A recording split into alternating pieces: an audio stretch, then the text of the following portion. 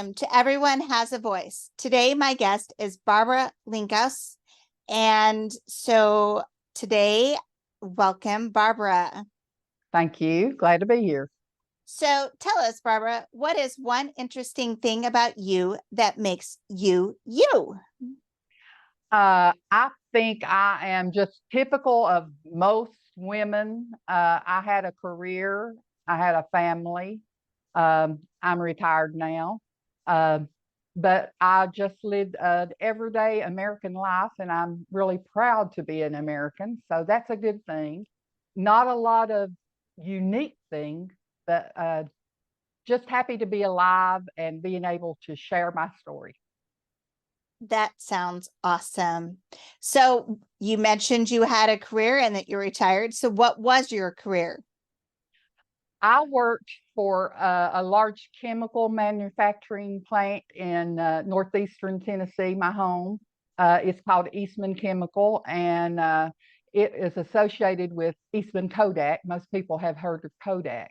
It started in the early 1900s to supply chemical products for Kodak, but it's been on its own for decades now. And I spent my life there working in the lab. I was an lab analyst and later a training coordinator there.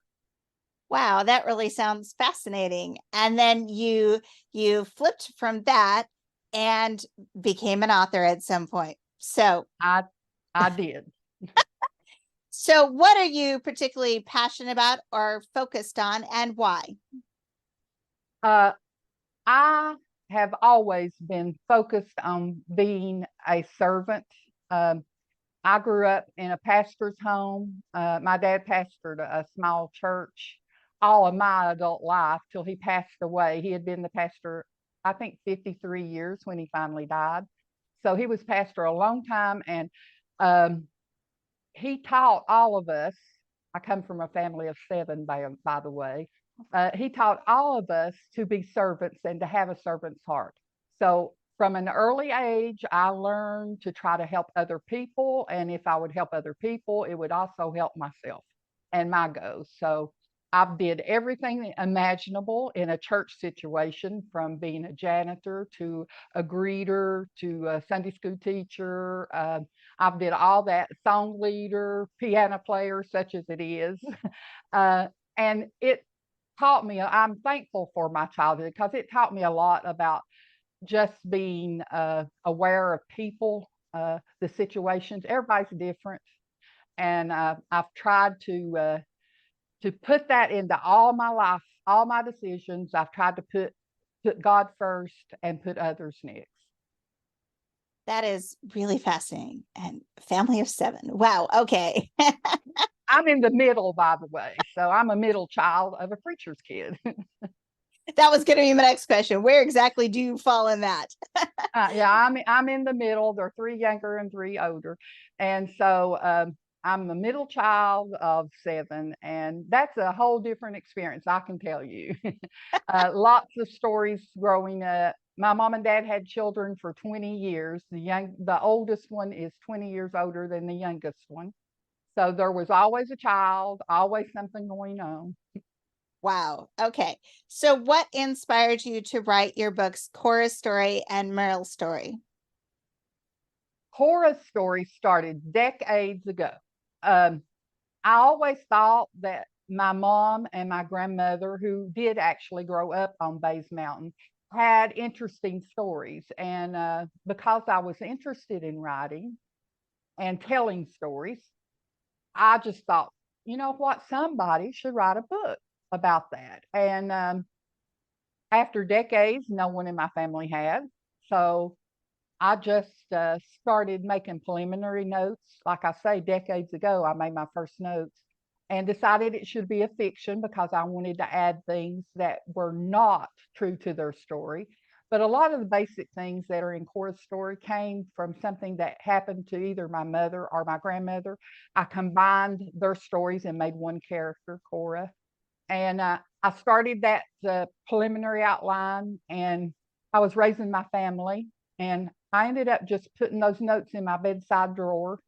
and it was decades before I took it out again. So took it on vacation with me for an extended vacation and did a lot of research because I think it's important to stay true to the time as much as you can. I knew when I wanted to focus on in the early 1900s. I did a lot of research about things that happened during that time. Spent a lot of time doing that, and then put it back in the drawer again and didn't work on it for a long time again. But I drug it out when we had the pandemic and I was quarantined, luckily with my husband, who's been wonderful about this writing journey. And I drug that little folder out of my bedside drawer and sat down and started writing Cora's story. Yeah, and that research is so important. When I write my books, I make sure that all those little details are important because you don't want to get something majorly wrong. Like I read a book once where it talked about the beach in Tallahassee that is in the panhandle of Florida.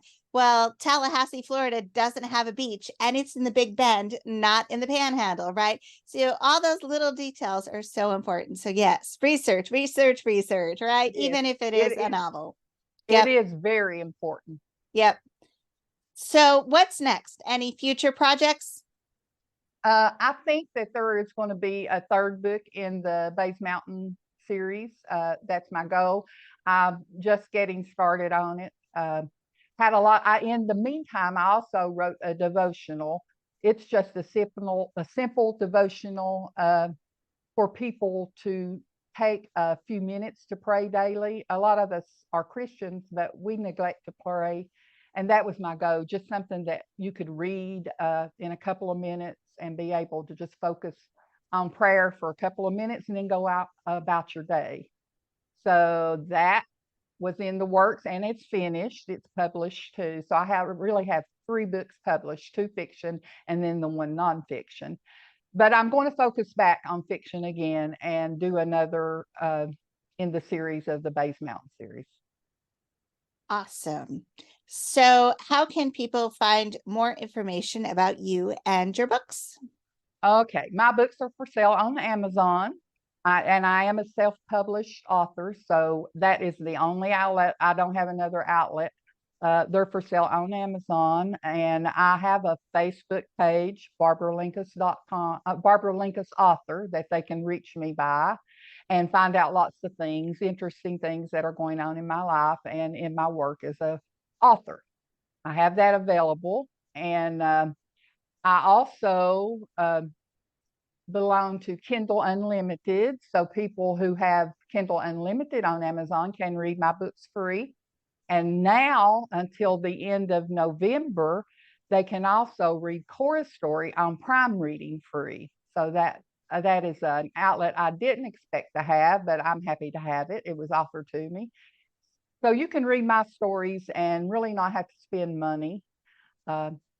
I hope that people will enjoy them. And as you know, write reviews. It is so important to get those reviews. It means so much in the Kindle and in the Amazon outlet to get reviews.